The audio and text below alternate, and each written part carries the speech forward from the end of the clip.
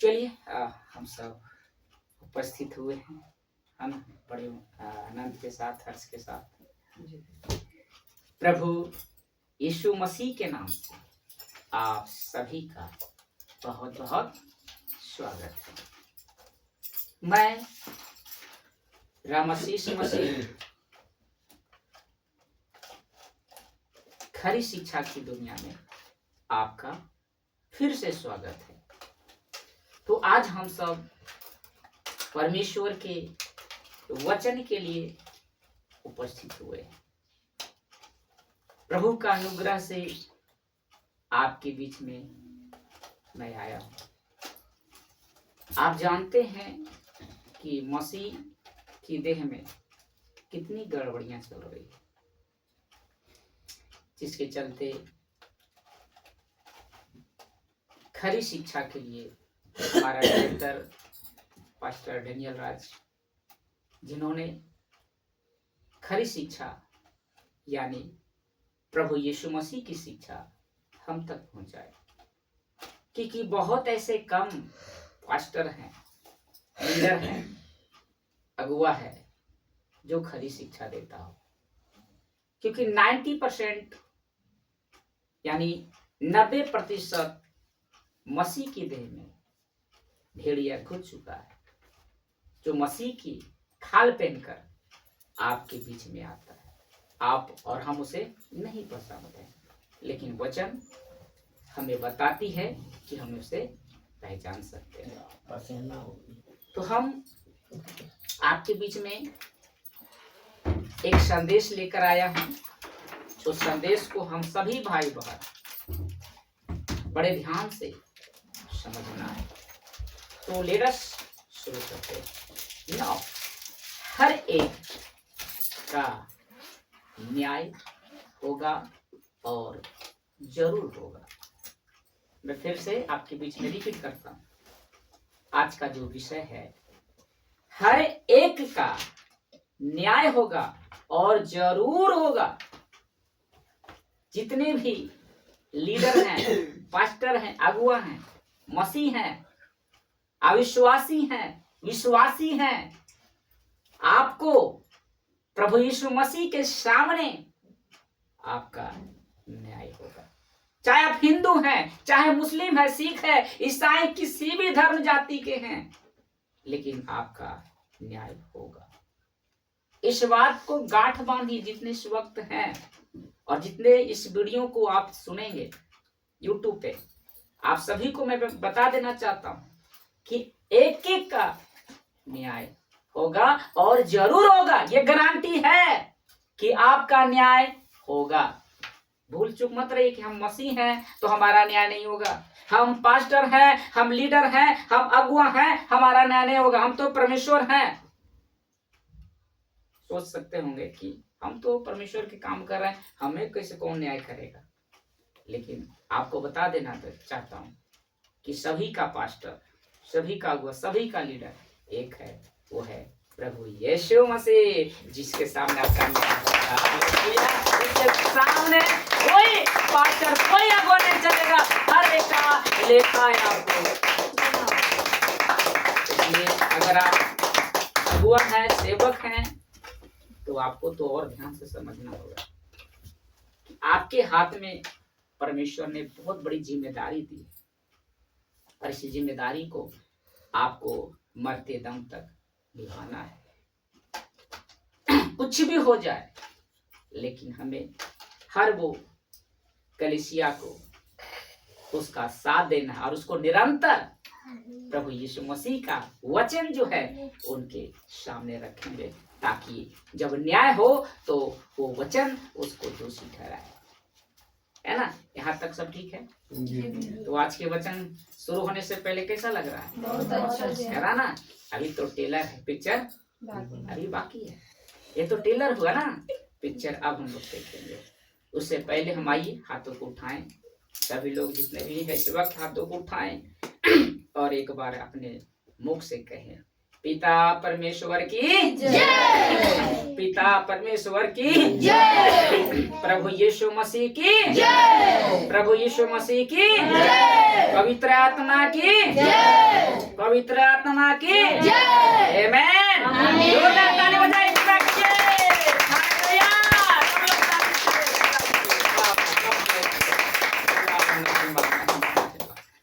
कैसा लग रहा है? तो वचन थोड़ा सा आवाज से पढ़ेंगे ताकि लोग को समझ में भी आए, ठीक है ना? क्या बाइबल, ये क्या है? बाइबल न्याय को लेकर जोर देता है। एक मसीही, चाहे विश्वासी हो, अविश्वासी हो, पास्टर हो, अगुआ, लीडर हो, क्या ये बताती है कि उसका न्याय होगा? क्या उस पर जोर देता है ये वचन? ये बाइबल जोर देता है? सब लोग आवाज में बोलेंगे जोर देता है। इसका उत्तर होगा हाँ। ये जोर देता है कि हर एक का न्याय होगा और जरूर होगा। कहाँ लिखा है? कहाँ लिखा है? आप पूछ सकते हैं कहाँ लिखा है? तो आप वचन इसी में से मैं आपको दिखाऊं। इब्रानियों की पत्री 9 अध्याय वचन 27। इब्रानियों की पत्री, नया नियम में सब मिलेगा, ठीक है ना? अभी नया नियम की बात कर रहे हैं। इब्रानियों की पत्री 9 अध्याय वचन 27 पढ़िए। और जैसे मनुष्यों के लिए एक बार मरना और उसके बाद न्याय होना नियुक्त है। फिर से पढ़िए इस वचन को। और जैसे मनुष्यों के लिए एक बार मरना और उसके बाद न्याय का होना नियुक्त है। देखिए यहाँ पर नहीं लिखा है कि हिंदू, मुस्लिम, सिख, ईसाई, नहीं लिखा है। क्या लिखा है? मनुष्यों, ठीक है ना?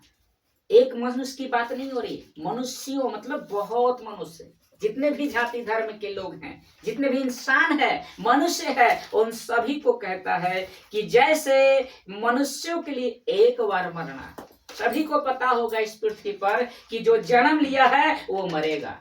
आपको भी मालूम होगा, जितने भी हिंदू धर्म के लोग हैं, जितने भी जाति धर्म के लोग हैं, उनको पता है कि जब हम जन्म लिए हैं तो हमको मरना होगा, लेकिन उसके बाद क्या होगा उसे मालूम नहीं है। मरने के बाद हमारा क्या होगा हमें ये नहीं मालूम है, लेकिन बाइबल कहती है मरने के बाद ही आपका न्याय होगा। आपको लगता है कि ये पाप किया तो पृथ्वी पर इसका न्याय होगा? नहीं होगा। जीते जी आपका न्याय नहीं करेगा परमेश्वर। आपका न्याय जब होगा जब आप इस पृथ्वी से उठा लिए जाओगे, जब आपकी आत्मा परमेश्वर के सामने जाएगा, उसके बाद तय करेगा कि आप स्वर्ग जाओगे कि नरक जाओगे। इस पृथ्वी पर आप जी रहे हो, ये नहीं तय करेगा कि आप स्वर्ग जा रहे हो कि नहीं जा रहे हो। आपका मरने के बाद लिखा है ना कि मनुष्यों के लिए एक बार मरना, उसके बाद न्याय होना नियुक्त है। तो मैंने क्या बोला कि हर एक मनुष्य का, एक मनुष्य का न्याय होगा। तो फिर आप कैसे कह सकते हैं कि हमारा न्याय होगा? हम पास्टर हैं, हम लीडर हैं, हम तो परमेश्वर के हैं, हमारा न्याय नहीं होगा। तो फिर क्यों लिखा? मनुष्य तो हम है ना, हम अगुआ है तो क्या मनुष्य नहीं है? हम पास्टर हैं तो क्या मनुष्य नहीं है? तो हमारा न्याय होगा कि नहीं होगा? अगर इस बात को अगर आपको पता होगा तब तो अपने कलीसिया को बताइएगा, तब तो अपने लोगों को बताइएगा। जब हमें नहीं मालूम है तो हम दूसरे को क्या बताएंगे?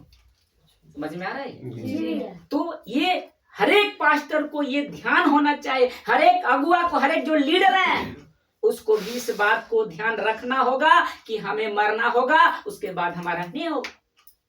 जब न्याय होगा, जब प्रभु यीशु कह रहे हैं कि मैं तेरा न्याय करूंगा, तो फिर हम क्यों ना तैयार हो जाए उस सिंहासन के सामने जहां हमारा न्याय होगा। हम क्यों ना हियाव के साथ खड़ा रहें, आनंद के साथ रहें कि जब वो न्याय करेगा तो मुझे मालूम है कि ये मेरा न्याय करेगा तो हमें कहां देगा? स्वर्ग देगा। हालेलुया, हमें स्वर्ग देगा, ये पता हो जाएगा।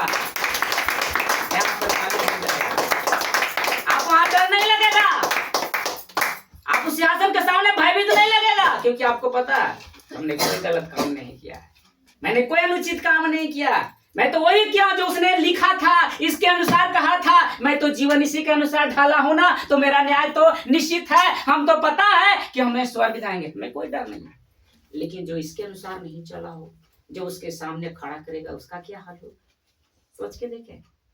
एक बार इमेजिन कीजिए कि हम इसके अनुसार नहीं चले, जो शैतान कहा उसके अनुसार जिए, इस पृथ्वी से मर गए, उसके बाद तो सिंहासन के सामने आपको डर लेगा ना, थरथराएगा ना कि अब तो क्या होगा, अब क्या मुझे दंड देगा। आपका शरीर आत्मा तो कांपना शुरू कर देगा, उसी वक्त कांपना शुरू कर देगा ना। सोचिए, इसलिए आज के वचन आपके बीच में लाया हूं ताकि उसका डर अभी से आपके जीवन में बना रहे, ताकि जब आपका न्याय हो तो आप हिम्मत के साथ, याद के साथ उसके सामने खड़े हो सके। इसका दानियल भी जो प्रोफेट था वो भी इस बात को लिखा ले। दानियल पुराना नियम 12 अध्याय वचन 2। दानियल की पुस्तक 12वां अध्याय वचन 2 पढ़िए। पेज नंबर है 1000। और जो भूमि के नीचे सोए रहेंगे उनमें से बहुत से लोग जाग उठेंगे, कितने तो सदा के जीवन के लिए और कितने अपनी नामधराई और सदा तक अत्यंत घिनौने ठहराने के लिए। आप समझ में आ रही है आप लोग को क्या लिखा है? ध्यान दीजिएगा, इधर लिखा है जो भूमि के नीचे सो गए अर्थात मर गए। आपकी जो शरीर होती है, जो देह होती है, आपको क्या किया था? या तो गाड़ दिया जाता है या तो जला दिया जाता है। जला दिया जाता है ना।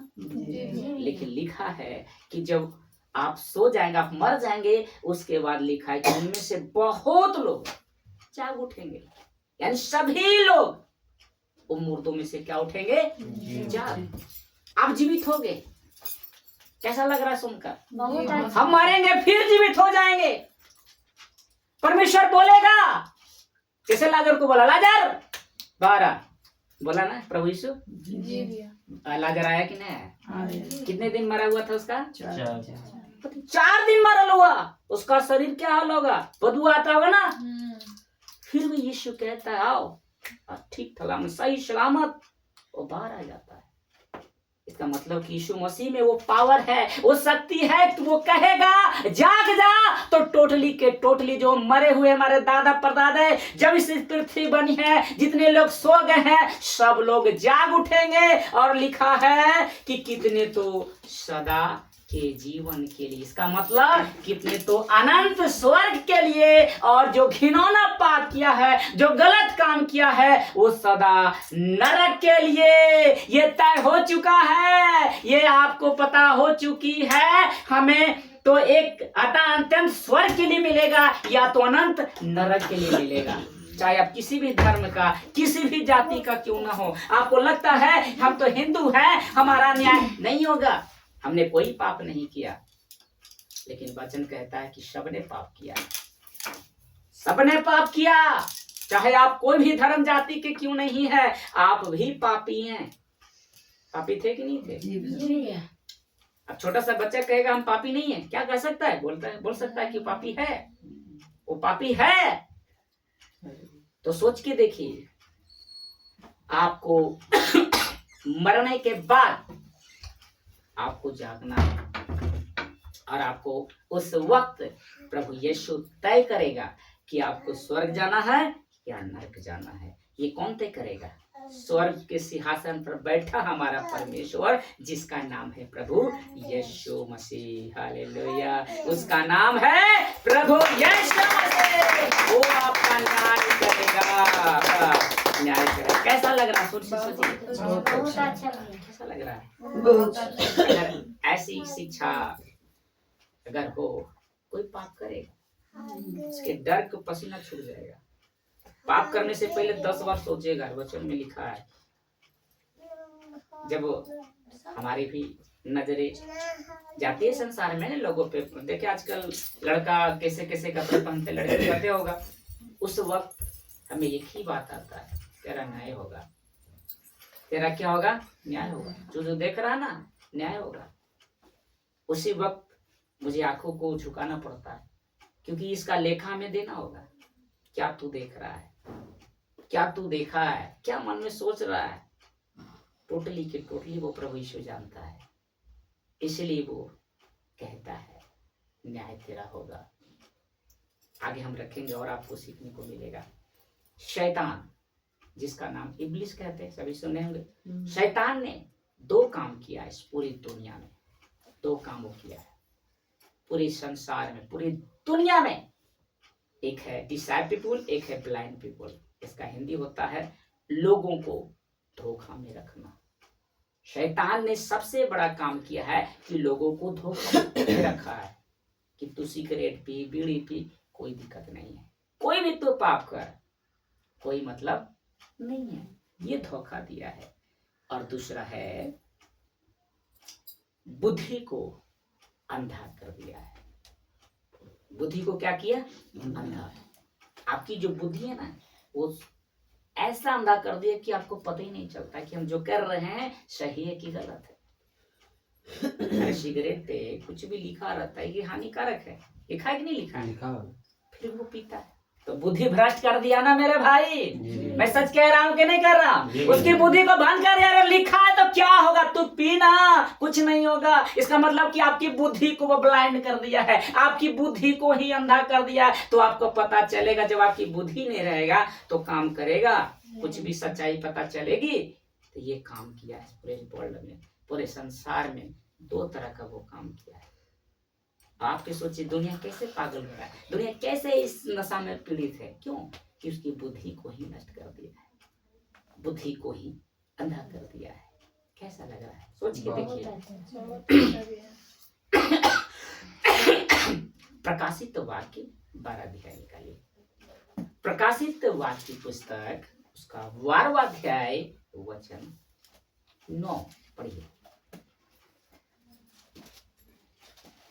और वह बड़ा अजगर अर्थात वही पुराना सांप जो इब्लिस और शैतान कहलाता है और सारे संसार का भरमाने वाला है, पृथ्वी पर गिरा दिया गया और उसके दूत उसके साथ गिरा दिए गए। देखिए, मैंने जो बोला था कि अंधा कर दिया है, लोगों को धोखा में रखा है, लिखा है प्रकाशित वाक्य जो भविष्यवक्ता की पुस्तक है, भविष्यवक्ता, ठीक है ना, भविष्यवाणी की पुस्तक।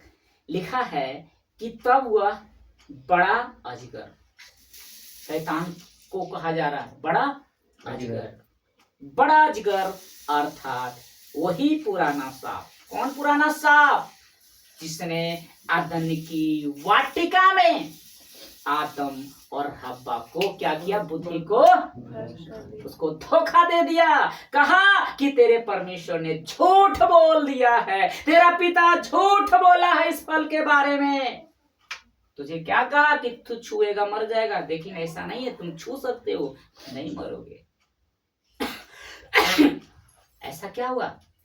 उसकी बुद्धि, उसके माइंड उसको धोखा दिया। कहा इस फल को तू खा सकते है, कोई दिक्कत नहीं होगा।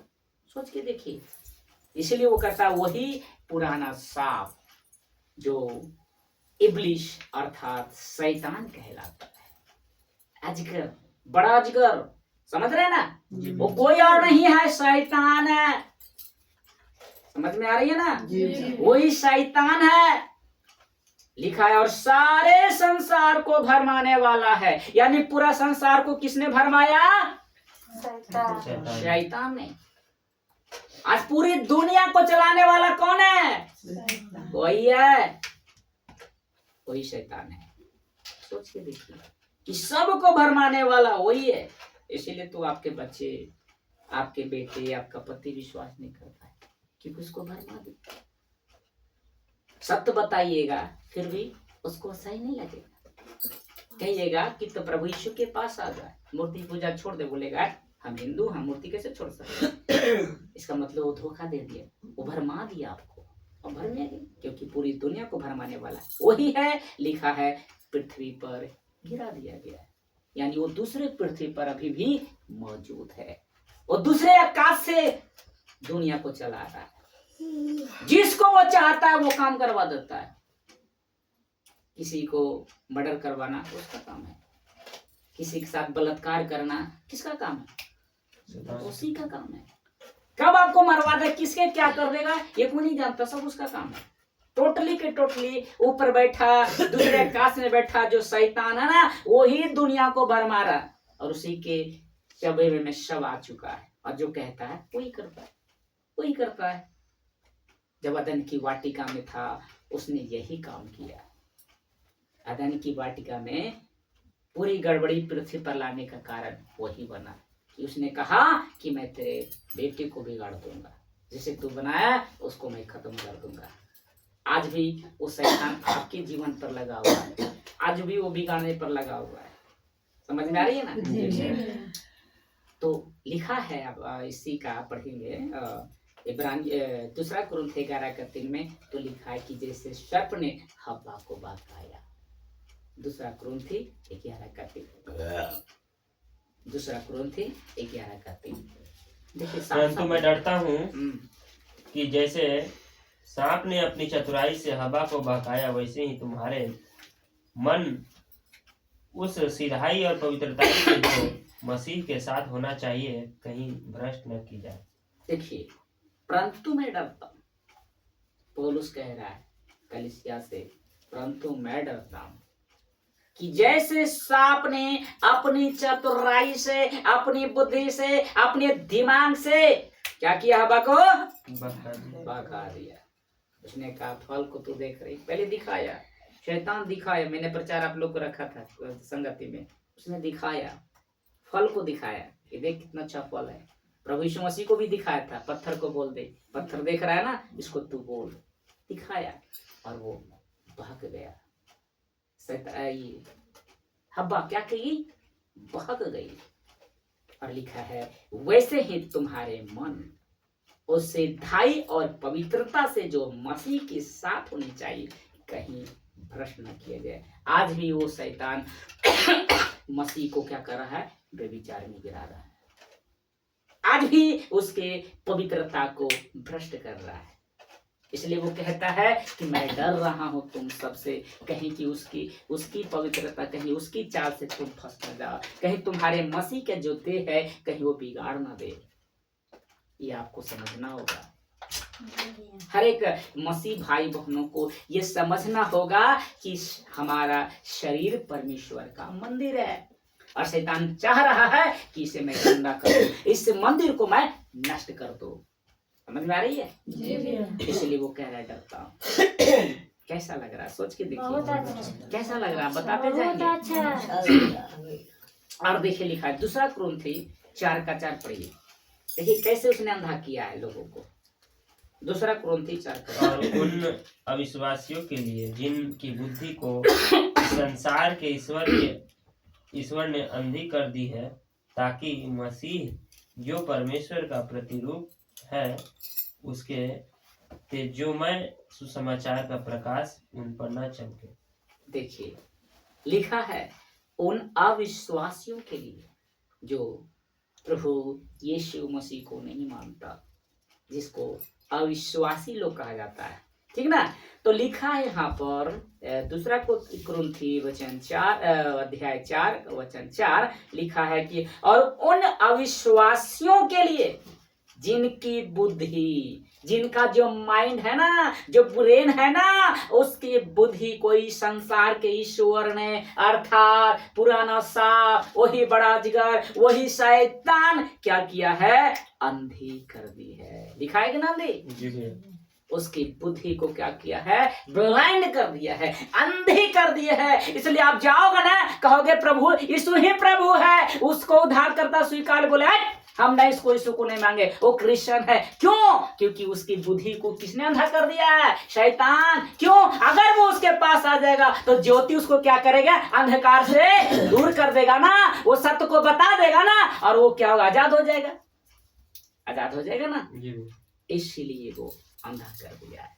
लिखा है, साफ साफ लिखा है कि उसके ताकि मसीह जो परमेश्वर का प्रतिरूप है प्रभु यीशु, उसके तेजोमय सुसमाचार का प्रकाश उन पर ना चमके। इसलिए अविश्वासी लोग प्रभु यीशु मसीह में आना नहीं चाहता, नहीं आ चाहता है, लेकिन वो भूल गया कि अविश्वासी चाहे विश्वासी हो, जिसने मुझे संसार में भेजा है उसके पास तो जाना पड़ेगा। जिसने मुझे इस पृथ्वी पर लाया उसके पास तो एक दिन जाना पड़ेगा। भूल गया क्योंकि उसकी बुद्धि को शैतान ने भ्रष्ट कर दिया है।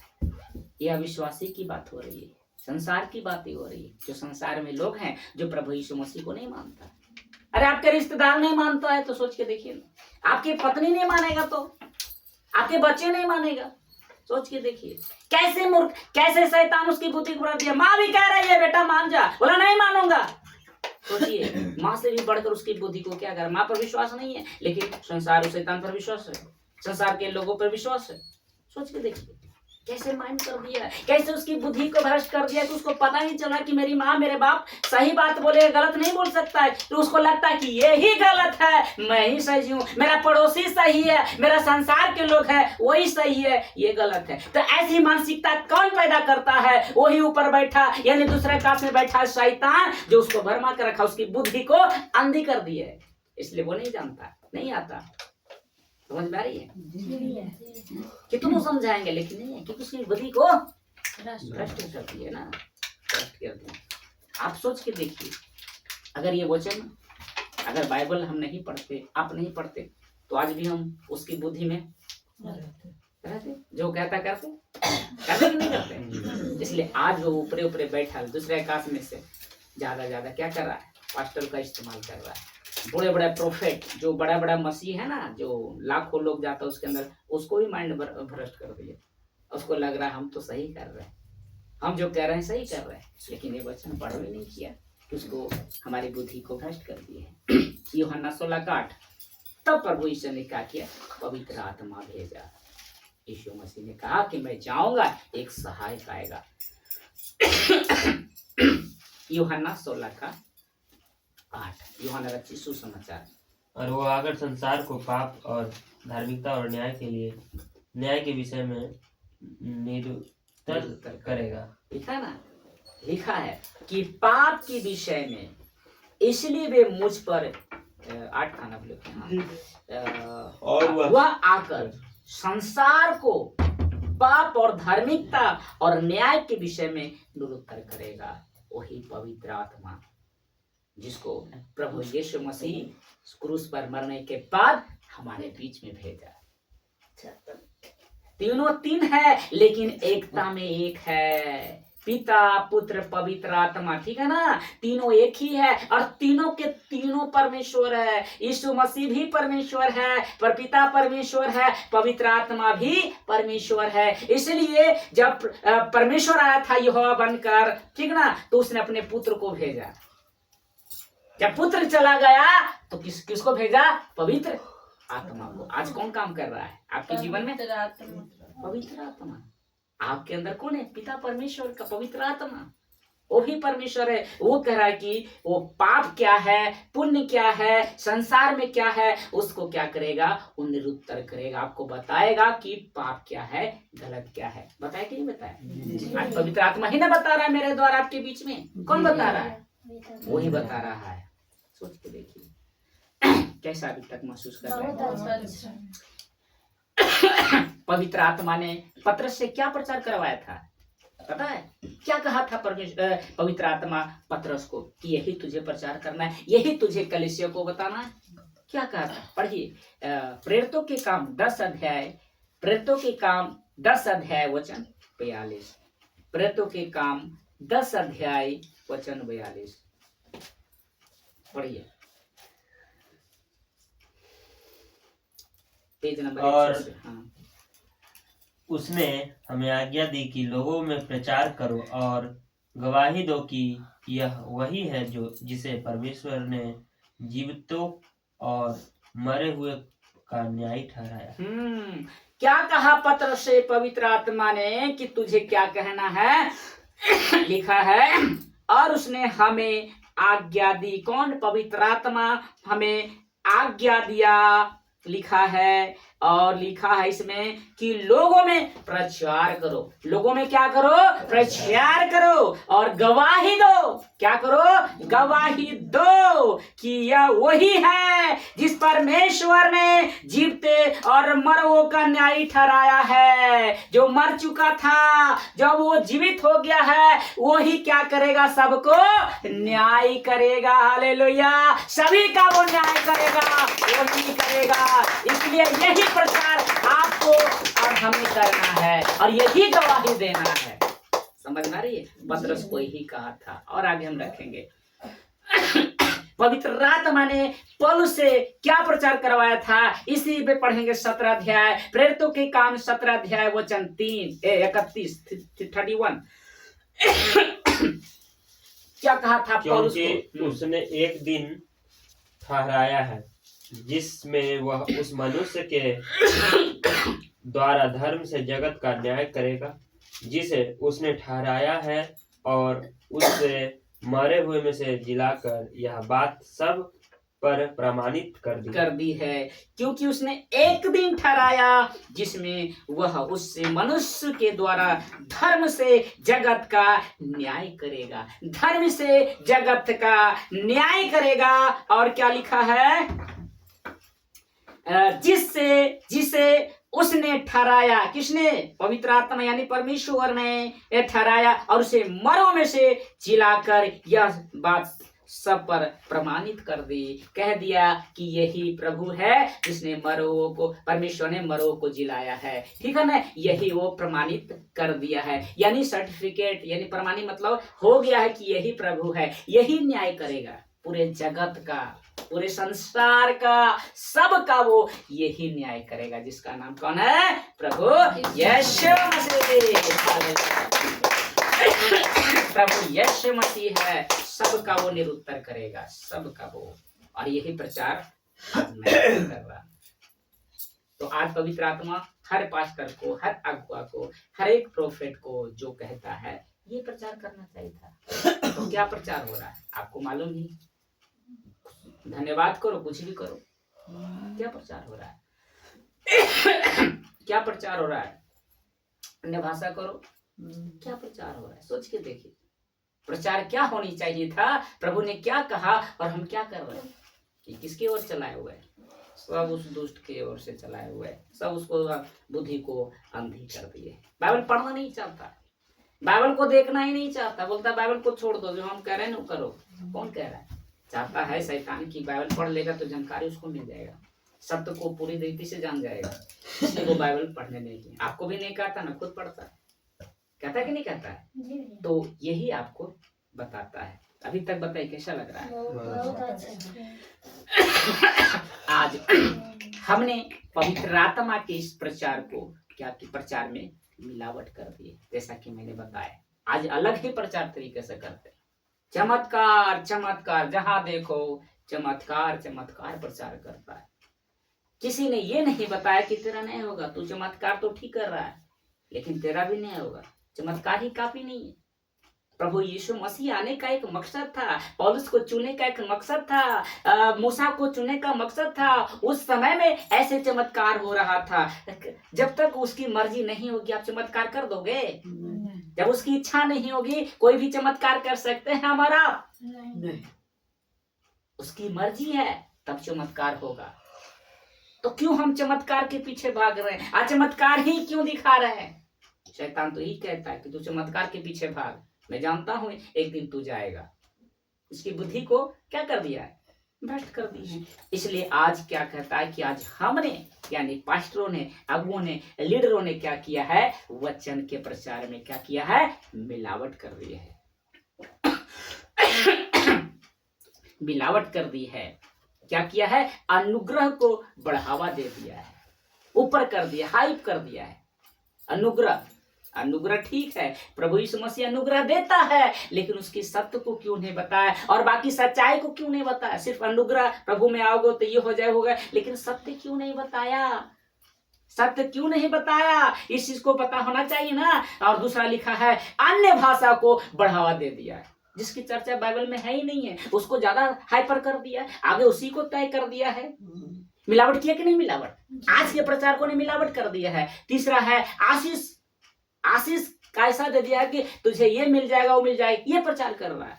अब उसकी मर्जी नहीं है तो आशीष मिल जाएगा, हम आशीष देंगे नहीं। हमारे पास क्षमता है कि आपको कहेंगे कार मिल जाए, कार मिल जाएगा, तो कैसे पास्टर कहता आप इमेजिन करो, आप अंगीकार कर लोगे तो घर में मिल जाएगा। अरे भैया उसकी मर्जी है तो मिल जाएगा, उसकी मर्जी है, काफी है ना हमारे लिए। इसको क्या किया है? बढ़ावा दे दिया है। और चौथा है चमत्कार।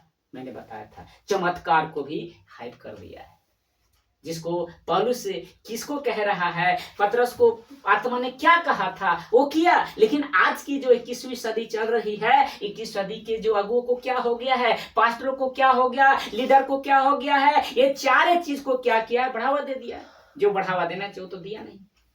समझ में आ रही है? बताइए सभी लोग। अनुग्रह व्यवस्था मूसा के द्वारा है, ठीक है, अनुग्रह प्रभु यीशु मसीह के द्वारा, लेकिन सत्य को भी तो बताना है। देखिए लिखा यूहन्ना 1:17, यूहन्ना रचित सुसमाचार 1:17, यूहन्ना रचित सुसमाचार 1:17। देखिए लिखा, साफ साफ लिखा है, इसमें तो सोचने वाली बातें नहीं है। इसलिए कि व्यवस्था तो मूसा के द्वारा दी गई, परंतु अनुग्रह और सच्चाई प्रभु यीशु मसीह के द्वारा पहुंची। अनुग्रह के बारे में सबको बताया, सच्चाई की क्यों नहीं बताया? हेलो बोलिए सब लोग। यहाँ लिखा है ना, मैं नहीं कह रहा, बाइबल कह रही है। लिखा है इसलिए कि व्यवस्था तो मूसा के द्वारा दी गई। व्यवस्था किसके द्वारा है? मूसा के द्वारा व्यवस्था था। व्यवस्था में आपको रहना है, ये करना, वो करना, सप्ताह का दिन मानना है, खतना करवाना है, ये उसके मूसा के समय में था। लेकिन जब प्रभु यीशु मसीह आए तो लिखा है उन्हें कि परंतु अनुग्रह और सच्चाई प्रभु यीशु मसीह के द्वारा पहुंचे। अनुग्रह हमें मिला है ना, उस व्यवस्था से छुटकारा मिला, लेकिन सच्चाई क्यों नहीं बताए? आपको सच्चाई बताना है ना। जब प्रभु में कोई आता है तो आपको बतानी कि देख चमत्कार तो होगा, ठीक है ना, आशीष आपको मिलेगी, ठीक है ना, है सब कुछ मिलेगा, लेकिन उसकी आज्ञा इंपॉर्टेंट है। वो कहता है मूर्ति पूजा नहीं करना, आपको व्यभिचार नहीं करना, आपको नशा नहीं करना, ये नहीं करना, वो नहीं करना है। ये क्यों नहीं बताया? आप तो कह दिए आशीष मिलेगा, और जानवे करते हैं कि आशीष के पीछे तो सब भगता है। अब कोई कह देगा अलाउंस करके कितना पैसा मिल रहा है, कोई नहीं चाहेगा कि पैसा मिलेगा। हेलो बोलिए, क्यों नहीं मिलेगा? दौड़ दौड़ के जिसके पास है वो भी दौड़ के आएगा। तो ये तो बता दिया आशीष के बारे में, चमत्कार के पीछे बारे, सत्य को क्यों नहीं बताया? तो सत्य को भी हमें बताना, आशीष मिलेगा, ठीक है, प्रभु में आई आशीष मिलेगा, लेकिन सत्य को भी आपको रखना होगा। ये चीज तो बताना फर्ज है हमारा ना, क्योंकि मेरे हाथों में आप सबकी जीवन है, पास्टर के हाथों में सब कुछ है। पास्टर ऐसे करेगा तो लोग ऐसे होगा, ऐसे करेगा ऐसे होगा। किस पे चलता है? हेलो बताइए। एक कलीसिया किस पर ठहरा हुआ है? अगुआ पर निर्भर है ना, एक पास्टर पर निर्भर है ना। पास्टर जो सिखाएगा वही ना कलीसिया सीखेगा। गलत सिखाओ गलत सीखेगा। चमत्कार के बारे में बोलोगे, चमत्कार जानेगा, सत्य के बारे में जानेगा नहीं। किसी पूछे, किसी को बोलिए तो विश्वास नहीं करे, बोले वो तो हमको यही सिखाया है।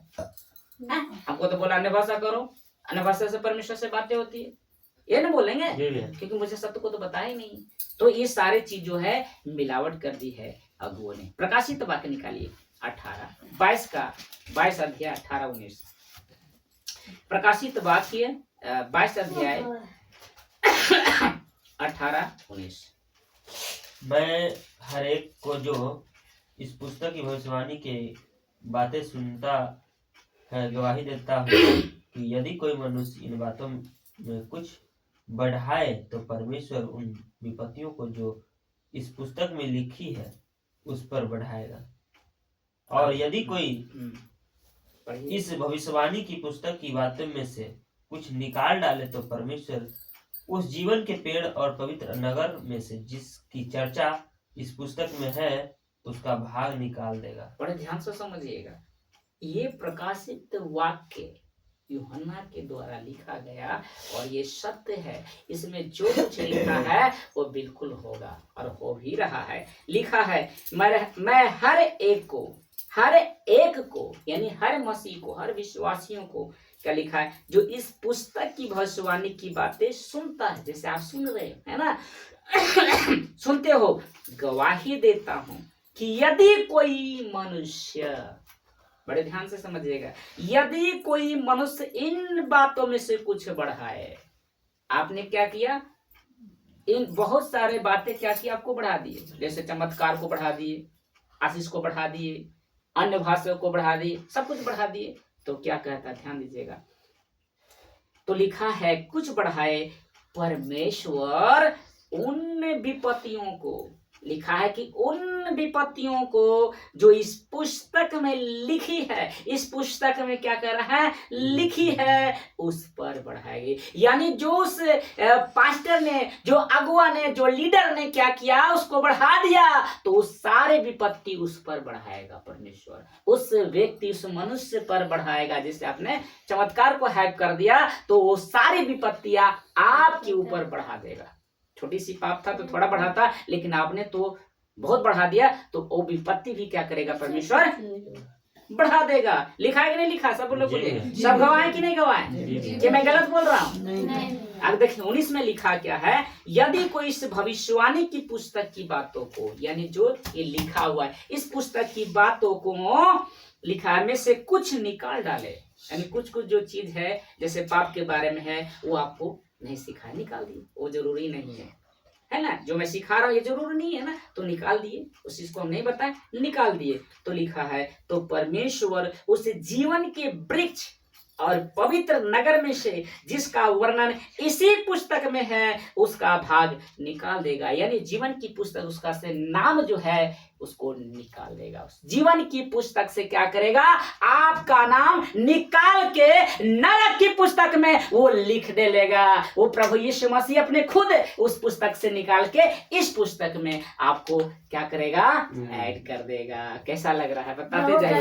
निकाल देगा, निकाल देगा। तो इसलिए ना तो हम कुछ बढ़ाएंगे ना तो कुछ घटाएंगे। अगर हमने निकाल दिया तो प्रभु मेरे भी जीवन की पुस्तक से क्या करेगा, निकाल देगा। तो क्या जरूरी है हमें निकालना, बढ़ाना, घटाना हमारी बस की बात है?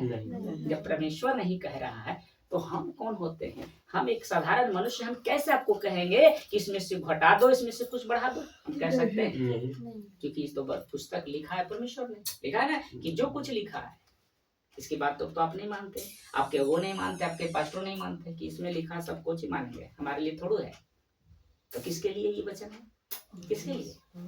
हम सभी के लिए है ना। बीसी का 20 अध्याय निकालिए, 22 है ना, तो 20 निकालिए, 11 और 12। फिर मैंने एक बड़ा श्वेत सिंहासन और उसको जो उस पर बैठा हुआ है देखा कि संभालने से पृथ्वी और आकाश भाग गए। थोड़ा सा ध्यान दीजिए, आप लोग का आलस आ रहा है, देख रहे हैं वचन में तो हमें आनंद आ रहा है। उनके लिए जगह न मिली। फिर मैंने छोटे बड़े सब मरे हुए को सिंहासन के सामने खड़े हुए देखा और पुस्तक खोली गई, और फिर एक पुस्तक खोली गई, और फिर एक पुस्तक खोली गई अर्थात जीवन की पुस्तक, और जैसे उन पुस्तकों में लिखा हुआ था उनके कामों के अनुसार मरे हुए का न्याय किया गया। अब समझ में आया? इस साफ साफ लिख चुका है। प्रकाशित वाक्य 20 अध्याय वचन 11 हम पढ़ते हैं, आप सबको कान में से बड़े ध्यान से सुनना है। लिखा है कि फिर मैंने एक बड़ा श्वेत सिंहासन और उसको जो उस पर बैठा हुआ है, जो सिंहासन पर बैठा हुआ है, ये कौन सपने देख रहा है? यूहन्ना देख रहा है कि सिंहासन पर कोई बैठा है, श्वेत रंग का, है ना, हम श्वेत बैठा हुआ है, और लिखा है उसके सामने से, किसके सामने से? जो बैठा है सिंहासन पर उसके सामने से पृथ्वी और आकाश भाग गया। पृथ्वी जो है, आकाश क्या हो गया? भाग गया। वो कुछ नहीं देख रहा है, सब कुछ खत्म हो भाग गया है, सिर्फ वही दिखाई दे रहा, कुछ नहीं है, सिर्फ वही दिखाई दे रहा है। और लिखा है कि और उनके लिए जगह न मिली। उनके लिए कोई जगह नहीं था। पृथ्वी रहता तो जगह होता ना, आकाश रहता तो ना, लेकिन वहां तो कुछ भी नहीं था। तो लिखा है 12 में, फिर मैंने छोटे बड़े सब मरों को सिंहासन के सामने खड़े हुए देखा।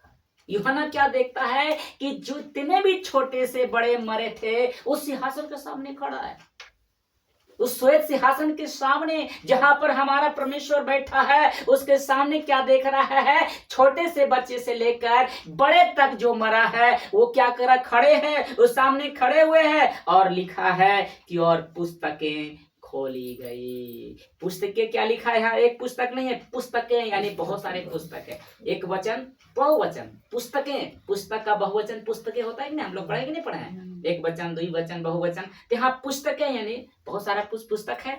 और लिखा है कि फिर एक और पुस्तक यानी सिंगल पुस्तक है ना कि नहीं? अंतर है कि नहीं? यहाँ देखिए, पुस्तकें और एक पुस्तक, यानी वहां बता रहा है कि बहुत पुस्तक देखा है लेकिन एक और पुस्तक खुला गया है ना, अर्थात जीवन की पुस्तक। यानी जो पुस्तक एक खुला गया कौन था?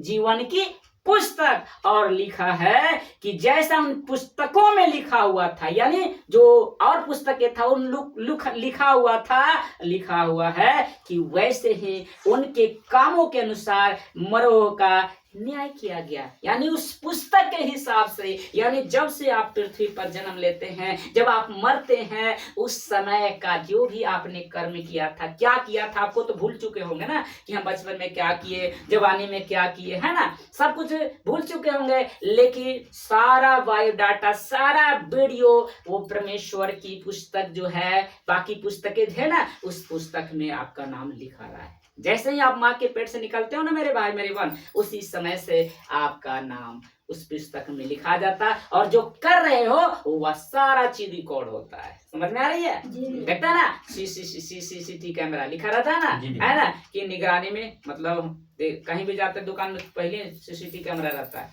क्या रहता है पता है? कि आप क्या करेंगे, चोरी करेंगे, क्या करेंगे, हम वीडियो बैठे बैठे क्या करेंगे, देख लेंगे।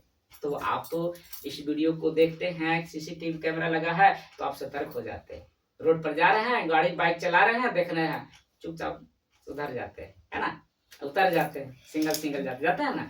लेकिन जो ऊपर परमेश्वर जो लगा के रखा उसको दिखाई दे रहा है, उसको क्यों नहीं देख रहे? इस कैमरा को तो आप देख लिए, लेकिन परमेश्वर जो फिट कैमरा की उसको क्यों नहीं देखे? उसको क्यों भूल जाते हैं कि कोई देख नहीं रहा, लेकिन उसका कैमरा से तो हम बच सकते हैं। और जो उसने लगा, जिसने मुझे बनाया है, जिसने मुझे इस पृथ्वी पर भेजा है, उस परमेश्वर ने है, तो उसका कैमरा तो मुझ पर लगा हुआ, तो हम क्यों भूल जाते हैं? हम क्यों इस चीज को छोड़ देते हैं? इसीलिए आप मरोगे ना तो सारे चिट्ठा उस पुस्तक में खोला जाएगा और दिखाया जाएगा। टोटली पूरे वर्ल्ड में जितना है ना, मरे ना, सब आपका करतूत देखेगा, सबका करतूत वो देखेगा कि आपने क्या किया था। सोच के देखिए, इमेजिन कीजिए ना, अगर हमने जो पाप किए हैं, एक दो गो जानता तो इतना अफसोस होता है कि अरे फलाना देख लिया, क्या कहेगा। उसके सामने जाते हैं तो सिरवा झुका लेते होंगे। हेलो बोलिए। अब सोचिए कि लाखों लोग जब से पृथ्वी बनी, उतना लोग हो, उसके सामने आपका चिट्ठा खोलेगा, कैसा लगेगा? आप क्या करोगे? कान बंद कर लोगे। कान क्या करोगे? आप सुन नहीं सकते, इतना घिनौना पाप सुन नहीं सकते हैं, देख नहीं सकते हैं। सोच के देखिए, उसके बाद अभी जीवन की पुस्तक में मिलेगा, उसके लिए तो अच्छा है कि मेरा नाम तो जीवन की पुस्तक में है। तो ये सारी बातें आपको पता होनी चाहिए। लेकिन आज क्या किया? प्रचार में मिलावट कर दी। ये चीज हमें सिखाना चाहिए, ठीक ना? कोई कुछ और ही मिलावट कर दी है, ये सारे मिलावट कर दिया है। क्या आप जानते हैं कि हर मनुष्य का न्याय होगा? आपको पता हो गया कि हर मनुष्य का न्याय होगा, चाहे विश्वासी हो, चाहे अगुआ हो, चाहे पास्टर हो, चाहे लीडर हो। क्या उसका न्याय होगा कि नहीं होगा? हमारा भी न्याय होगा। मैं खुद कह रहा हूँ, मेरा भी न्याय होगा। हम पास्टर हैं तो क्या, हम अगुआ हैं तो क्या हो गया, मेरा न्याय नहीं होगा? परमेश्वर छोड़ देगा, अरे नहीं बेटा तू तो मेरा काम करता था ना, चलो तुमको बचा लेते। किसी का वो नहीं है, वो सिर्फ वचन जो चलेगा उसी का वो है, उसी को पहचानेगा। इसलिए मत्ती 7:21-22 में क्यों लिखा है, हे प्रभु करने वाला हर कोई स्वर्ग के राज्य में नहीं जाएगा? लिखा है कि नहीं लिखा है? तो वो कहता नहीं कि मैं तेरे नाम से दुष्ट आत्मा निकाला, भविष्यवाणी की, कहा कि नहीं कहा? तो कहेगा मैं तुझे नहीं जानता। क्यों नहीं जानेगा? क्योंकि उसकी इच्छा के मर्जी वही जानेगा परमेश्वर कि तू मेरा बेटा है। पास्टर बनने से क्या हो जाएगा? वो आपको कहेगा, स्वीकार कर लेगा? नहीं करेगा। वो कहेगा मैं तुझे नहीं जानता, तू कौन है? सोच के देखिए, इनकार कर देगा सही वक्त पर। आप सोच रहे होगे कि प्रभु यीशु तो मेरा सिंहासन के सामने साथ देवे करेगा, लेकिन वो इनकार कर देगा, वो साफ इनकार कर देगा। सोच के देखिए, जिस पर भरोसा के लिए, भरोसा तभी कीजिए जब उसकी अनुसार चलिए, तब भरोसा कीजिए। तो वो कहेगा हाँ तू मेरी बेटी है, मैं तुझे जानता हूँ। इसलिए लिखा है कि हर मनुष्य की बातों का न्याय होगा। रोमियो 2:16 पढ़िए, जल्दी पढ़िए, थोड़ा समय लगेगा लेकिन आज क्लियर कर देंगे। रोमियो 2:16 है। हाँ पढ़िए। जिस दिन परमेश्वर मेरे सुसमाचार के अनुसार यीशु मसीह के द्वारा मनुष्यों की गुप्त बातों को न्याय करेगा। लिखा है ना गुप्त बातों, रोमियो 2:16। ये मैं नहीं कर रहा, कौन कह रही है? बाइबल कह रही है। तो सोच के देखिए, आपको बाइबल पढ़ना चाहिए कि नहीं चाहिए? पढ़ना चाहिए कि नहीं चाहिए? अगर आपको नहीं पढ़ने आ रही है तो किसी को बोलिए पढ़े, हम सुनेंगे, है ना? नहीं तो अच्छा एक अगुआ सुनिए, एक ऐसा टीचर सुनिए जो हमें सिखाता हो, कम से उसके तो सुन सकते हैं ना मेरे भाई। अब हम जैसे आप नहीं पढ़े हैं लेकिन है ना, सत्य को तो जान रहा है ना, खरी शिक्षा तो जान रहा है ना, तो सुन कम से कम सुन सकते हैं ना। लेकिन आप सुनना नहीं चाहते हैं कि नहीं हम इसकी बातों को नहीं सुनेंगे, क्योंकि आपके कान की खुजली क्या करेगा? वो शैतान करेगा कि इसकी मत सुनो, ये तो हमेशा पापे के बारे में बताता है, तो ये ना करो वो ना करो, यहाँ जाओ तो खाली नाक में दम करवाता है, यही कहते हैं ना। यहाँ तो हर चीज यही सिखाता है। चमत्कार बारे में तो कभी बतेवे नहीं करता है, आशीष के बारे में बतेवे नहीं करता, खाली पाप भैया करते रहता है। देखिए मैं कह रहा कि बाइबल कह रही है, बाइबल कह रही है ना। इसलिए 2:16 कहता है, क्योंकि मैं सुसमाचार से नहीं लजाता। हम क्यों लजाएंगे? हम क्यों लजाएंगे? क्या मैं कह रहा हूँ, समझ रहे हैं ना? हम क्यों लजाएंगे? आप खुद सोच के देखिए, हम क्यों लजाएंगे? लिखा इसलिए क्योंकि मैं सुसमाचार से नहीं लजाता, इसलिए कि वह हर एक विश्वास करने वाले के लिए पहले से यहूदी फिर इन्होंने धार के निर्मित परमेश्वर की सामर्थ है। हमें लजाना नहीं है, ठीक है ना? और आगे देखेंगे मत्ती 12 निकाले, मत्ती रची सुसमाचार का 12 अध्याय 36-37। जल्दी करिए, खत्म करें 12 अध्याय। हाँ 12 का भैया पढ़िएगा आप 36 और 37। 36 और 37। और मैं तुमसे कहता हूँ कि जो निकम्मी बातें मनुष्य कहेंगे, न्याय के दिन हर एक बात का लेखा देंगे, क्योंकि तू अपनी बातों का कारण निर्दोष और अपनी बातों ही के कारण दोषी ठहरा जाएगा। लिखा ना, मैं तुमसे कहता हूँ कि जो निकम्मी बातें मनुष्य कहेंगे, ठीक है ना, न्याय के दिन वे हर एक उस बात का लेखा देंगे। जो अपनी कमी बातें की हैं वो टोटली आपको लेखा देना पड़ेगा, टोटली उसका हिसाब आपको देना पड़ेगा। और लिखा क्योंकि तू अपनी बातों के कारण निर्दोष और अपनी ही बातों के कारण दोषी ठहरा जाएगा। जो तू बोला उसी के कारण तुम ठहरोगे, तुमने क्या बोला है। तो सोचिए, एक पास्टर को, एक अगुआ को क्या बोलना है, पहले तो खुद सोचना होगा ना, खुद समझना होगा ना कि मुझे क्या बोलनी है, क्योंकि जो बोल रहे हैं वही मुझे दोषी ठहरा देगा, वही मुझे नरक लेकर चला जाएगा। तो हम जो बोल रहे हैं वो सोच के बोलेंगे ना। क्या मैं कह रहा हूँ, समझ रहे हैं ना? सोच के बोलेंगे ना। हाँ, फिर मत्ती निकालिए 25 का 31, इसी का 25 पढ़िए, मत्ती 25 का 31। देखिए क्या लिखा है 25 का भैया। हाँ, पेज नंबर 45, 25 का 31। 25 का। जब मनुष्य का पुत्र अपनी महिमा में आएगा और सब स्वर्ग दूत उसके साथ आएंगे, तो वह अपनी महिमा के सिंहासन पर विराजमान होगा। लिखा ना, लिखा कि जब मनुष्य का पुत्र, कौन? प्रभु यीशु। मनुष्य का पुत्र कौन है? प्रभु यीशु। मनुष्य का पुत्र था, 100% मनुष्य था तो 100% परमेश्वर भी था, 100% शुद्ध मनुष्य था तो 100% वो परमेश्वर भी था। याद रखिएगा, लिखा है कि जब मनुष्य का पुत्र अपनी महिमा में आएगा, और लिखा है मेरे प्रियो कि सब स्वर्गदूत, सभी स्वर्गदूत उसके साथ आएंगे। तो लिखा है वह अपनी महिमा के सिंहासन पर विराजमान होगा। वो आएगा कैसे? ऐसे अकेले नहीं आएगा, पहले तो अकेले आया था ना माँ के मरियम के पेट से, लेकिन अभी दूसरी बार जब आएगा, जब वो आएगा तो स्वर्गदूत आएगा, बादलों के सवार पर सभी लोग आएगा, और दुनिया उस प्रभु यीशु को देखेगा। पृथ्वी के कितने भी कोना क्यों ना हो, हर वो जाति धर्म के लोग देखेगा कि वो राजा घोड़े पर सवार आपको लेने आ रहे हैं, वो भी हम सबका न्याय करेगा। इसलिए उसके डरिए, वही आपका लेखा लेगा। उसकी मर्जी है ना, उसकी मर्जी काफी है। अगर उसकी मर्जी के हिसाब से आप जी लिए तो वो कहेगा और आपको कभी नहीं छोड़ेगा। कैसा लग रहा है सोच के बहुत देखिए, अच्छा। कैसा लग रहा है। 46 का पढ़िए, मत 25 का 46 पढ़िए। मत ही भैया। हाँ 25 का 46 जल्दी पढ़िए, समय नहीं है। और ये ये अनंत दंड भोगेंगे, भोगेंगे। परंतु धर्मी अनंत जीवन में प्रवेश करेंगे। कौन अनंत दंड भोगेंगे? कौन? जो उसकी मर्जी से नहीं चला, जिसने वचन में मिलावट कर दिया है, जिसने अलग ही तरीका से प्रभु यीशु मसीह का सुसमाचार सुना रहा है, वो लिखा है कि वे दंड भोगेंगे।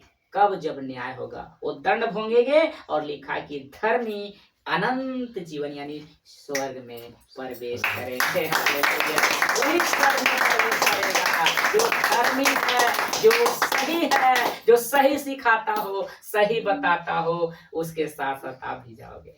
अगर अच्छा आपके अगुआ मिल गया तो अगुए के साथ आप जाओगे और वहां पर आप कहोगे कि मैंने अच्छा अगुआ पकड़ा था, मैंने अच्छा पास्टर पकड़ा था, किसकी वजह से मैं नरक से बच गया। लेकिन जब नरक में जाओगे तो आपको लगेगा कि मैंने कौन सा अगुआ को पकड़ लिया, ये तो गया ही गया और मुझे भी लेके चला गया। कहता ना, लालची गुरु लालची चेला और दोनों नरक में ठेलम ठेला। भैया तू जेबे करेगा तो मैं क्यों जाऊंगा? तो ऐसे अगुओं से क्यों नहीं दूर रहते हैं? ऐसे पास्टरों से क्यों दूर नहीं रहते हैं? अरे भैया ये जीवन आपका अनंत जीवन का सवाल है, ये आपके जीवन का सवाल है, तो आप अपने जीवन को कैसे तय कर लीजिएगा? अरे कुछ सोचिए समझिए कि मैं अपने जीवन को ऐसे कैसे दे दूंगा? मैं जीवन हूँ, अपनी बेटी को दे देते हो ऐसे गहरे, उसको परखते हो ना, उसको जांचते हो ना, तो आप क्यों नहीं जांच रहे हैं अगुआ को? क्यों नहीं परख रहे हैं? ये अनंत जीवन की बात हो रही है। आप कहते हैं सब ठीक है, कहते हैं ना आप लोग सब ठीक है, तो सब ठीक रहते तो काहे बोल रहा है कि नरक में जाएगा, दंड भोगेगा? बताइए, तो आप क्यों नहीं परखते? ये अनंत जीवन की बात है, ये आपका जीवन का सवाल है। तो आप सवाल को अपने अबू को जांचिए, टटोलिए, तब उसकी आज्ञा को मानिए, तब सेफ रहिएगा। न तो कोई सेफ नहीं, प्रभु में आने के बाद भी सेफ नहीं है, क्योंकि वो कहेगा मैं तुझे नहीं जानता, नहीं जानता, नहीं जानता। चमत्कार भी कर लोगे, बड़े बड़े मिरेकल करके देख लोगे, फिर वो कहेगा मैं तुझे नहीं जानता हूँ। तो कितना जरूरी है हमें परखना है क्या? पहले आचार का कहता है में परखो, आत्मा को परखो। तो आप क्यों नहीं परखते? सभी को अगुआ बना लेते हैं। 10 दिन आया बोलता मैं अगुआ हूँ। परखना है, ठीक है ना? आगे देखेंगे, 2 वचन और पढ़ के खत्म करेंगे। दूसरा थिस्सलुनीकिया नया दूसरा थिस्सलुनीकिया थिस्सलुनीकियों पढ़ता है दूसरा जी भैया। और उसका पढ़ना है आपका 8 और 9, 1 का 8 9 और जो परमेश्वर को 286 और जो परमेश्वर को नहीं पहचानते और हमारे प्रभु यीशु के सुसमाचार को नहीं मानते, उनसे पलटा लेगा। हाँ, और वे प्रभु के सामने लिखा हुआ बाइबल में, और उसकी शक्ति के तेज से दूर होकर अनंत विनाश का दंड पाएंगे। यहाँ देखिए थिस्सलुनीकियों की पुस्तक में ये लिखा है कि और जो परमेश्वर को नहीं पहचानते। देखिए परमेश्वर कौन है पता है? वचन। याद रखिएगा, यीशु क्या है? वचन है। अगर आप वचन को नहीं पहचानेंगे, याद रखिए यीशु ही वचन है। कहता ना आदि में वचन था, देखा ना यूहन्ना 1:1 में, आदि में वचन था, वचन परमेश्वर के साथ था, यही वचन परमेश्वर था। कहा कि नहीं कहा? यानी यीशु ही वचन है। ये जो वचन पढ़ रहे हो ना, ये यीशु है, वचन ही यीशु है, प्रभु है, ठीक है ना? इसलिए लिखा है कि जो परमेश्वर को नहीं पहचानते और हमारे प्रभु यीशु मसीह के सुसमाचार को नहीं मानते, जो नहीं मानते, लिखा है उनसे पलटा लेगा, उनसे हिसाब लिया जाएगा। जो प्रभु यीशु को नहीं मानता है, उसके वचन को नहीं मानता है, तो परमेश्वर उसको पलटा लेगा, उसका लेखा लेगा। और लिखा है वे प्रभु के सामने से, प्रभु यीशु मसीह के सामने से और उसकी शक्ति के तेज से दूर होकर क्या करा है? दूर होकर अनंत विनाश का दंड पाएंगे, अर्थात नरक। वो परमेश्वर से दूर हो जाए कहाँ? जहाँ ज्योति नहीं है, न हवा बूंद पानी नहीं है, वो नरक की बातें कर रहे हैं कि ऐसे लोग विनाश को दंड पाएंगे। तो टोटली के टोटली कहाँ जाएंगे? नरक जाएंगे। दूसरा पत्रस 3 अध्याय वचन 7 पढ़िए जल्दी। दूसरा पत्रस 3 अध्याय वचन 7 पेज नंबर है 334। दूसरा पत्रस आपको 3 का 7 331। पर वर्तमान काल के आकाश और पृथ्वी उसी वचन के द्वारा इसलिए रखे हैं कि 2 का 7 लिखा है। 2 का 7 की 3 का भैया? हाँ बोलो 3 का शब्द है। पर वर्तमान काल के आकाश और पृथ्वी, पर वर्तमान का था। पर वर्तमान काल के आकाश और पृथ्वी उसी वचन के द्वारा इसलिए रखे हैं कि जलाए जाएं और वह भक्तिहीन मनुष्य के न्याय और नाश होने के दिन तक ऐसे ही रखे रहेंगे। देखिए लिखा है पर वर्तमान काल के, जो प्रेजेंट नहीं, वर्तमान मतलब प्रेजेंट, ठीक है ना। लिखा है कि पर वर्तमान काल की आकाश और पृथ्वी, आकाश और पृथ्वी लिखे है, आकाश और पृथ्वी उसी वचन के द्वारा। ये पृथ्वी कैसे बना? परमेश्वर ने मुख से बोला था ना, वचन बोला था ना, आकाश बन जा, सूर्य बन जा, चंद्रमा बन जा, तारे बन, पृथ्वी सब कौन बोला? वचन। लिखा है ना, ये लिखा है कि वचन के द्वारा इसलिए रखे गए कि जलाए जाएं और भक्तिहीन मनुष्यों का न्याय, जो भक्तिहीन है, जो भक्ति में नहीं है, प्रभु यीशु मसीह में नहीं है, भक्तिहीन मनुष्यों का न्याय और नष्ट होने के दिन ऐसे ही रखे होंगे। जब तक प्रभु का न्याय नहीं होगा उन लोग को रखा जाएगा। तब जो भी मरता तो कहाँ जाता है? परमेश्वर के पास जाता है। आपकी आत्मा मर जाता है, शरीर मर जाता है, लेकिन आत्मा नहीं मरती है, तो किसके पास जाता है? परमेश्वर के पास। तो जितने भी आत्मा परमेश्वर के पास है, टोटली जब न्याय का दिन आएगा, टोटली उसके सामने खड़ा किया जाएगा, उसके सामने सिंहासन होगा। अब यहाँ पर ध्यान दीजिएगा, वचन तो बहुत है लेकिन समय को देखते हुए चलना है। अब किसका किसका ध्यान रखिएगा, जो मैं बताने वाला हूँ ये लास्ट है, ठीक है ना, अंतिम है। जो इसमें से बचेंगे वही स्वर्ग जाएंगे। अगर इनमें से जो मैं बोलूंगा, अगर इनमें से अगर आप कर रहे हैं तो आप स्वर्ग नहीं जाएंगे, चाहे प्रभु में ही क्यों ना हो, नहीं जा पाइएगा, ठीक है ना। तो सब तुलने के तैयार है ना? बोलिए जल्दी, हेलो, आवाज नहीं आ रही है। तो देखिए लिखा है मूर्ति पूजको, जो मूर्ति पूजक, याद रखिए उसका न्याय निश्चित है। और उसका न्याय मैं पहले ही बता देता हूँ, उसका न्याय डायरेक्ट नरक है। दूसरा है व्यभिचारियों का न्याय, यानी एक पत्नी के रखते हुए दूसरी पत्नी के साथ गलत काम करते हैं, एक पति के साथ रहते हुए किसी और पति के साथ करते हैं, उसका भी न्याय होगा। चाहे आप प्रभु में ही क्यों ना हो, उसका भी न्याय होगा और उसका न्याय डायरेक्ट नरक है। लालचियों का न्याय, जो मसीह में तो आता है लेकिन वो पैसे को ज्यादा महत्व देता है, लालच करता है, ढेर सारे सत्संग करवाता है कि ज्यादा से ज्यादा मेरा दान आएगा, 10 आएगा। तो लिखा है कि लालचियों का न्याय होगा। लालच हमें नहीं करना, जितना प्रभु देता है हम उतना ही रखना है, ठीक है ना। ये ना कि हम मीटिंग के बहाना, इसके बहाने हम पैसा लोगों से ले, ऐसी परमेश्वर आज्ञा नहीं देता है। तो हमें ऐसे बचना है, ठीक है ना। और लिखा है आगे नशेड़ियों का न्याय, जो नशा करते हैं, जो खैनी खाते, कि बहुत सारे मसीह जो अभी भी खैनी खाता है, तो वो भी स्वर्ग नहीं जाएगा, वो भी नरक जाएगा। और लिखा है झूठ बोलने वाला, जो झूठ बोलता है मसीह में आने के बाद भी, ठीक है ना। अब जैसे परमेश्वर को बोल देता है कि परमेश्वर का काम है, ये देना है, वो देना है, बहुत सारे झूठ बोल करके भी पैसा ले लेता है, बहुत सारे ऐसे लेके मसीह में आने के भी झूठ बोलता है, उसका भी न्याय होगा। और लिखा है गाली देने वालों का न्याय होगा, यानी हमें बचना है, ठीक है ना, गाली भी देना नहीं ऐसे। और लिखा है धोखा देने वालों का न्याय होगा, यानी किसी को आपने धोखा दे दिया, ठीक है ना, तो उन लोगों का भी न्याय होगा।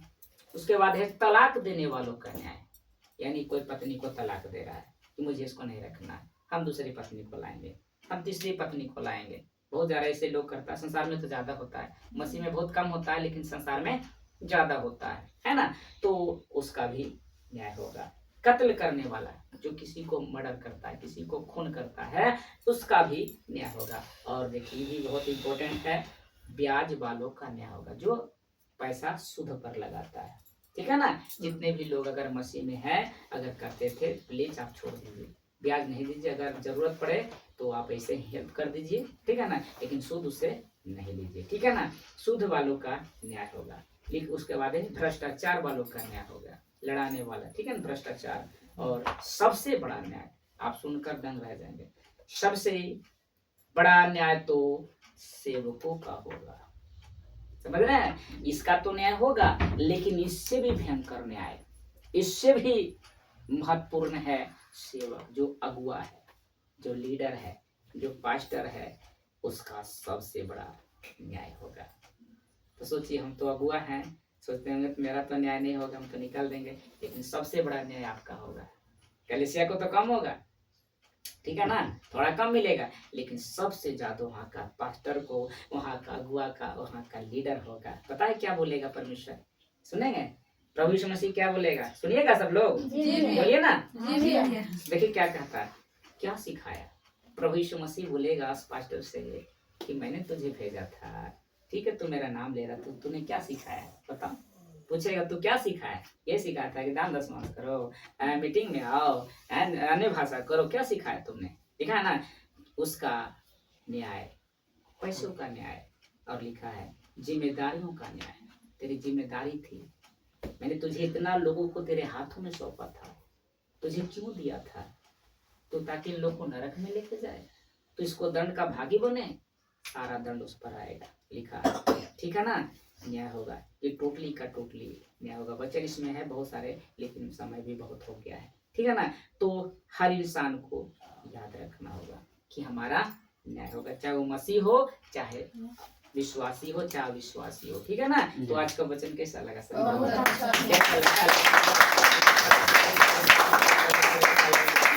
धन्यवाद, तालियों के साथ धन्यवाद।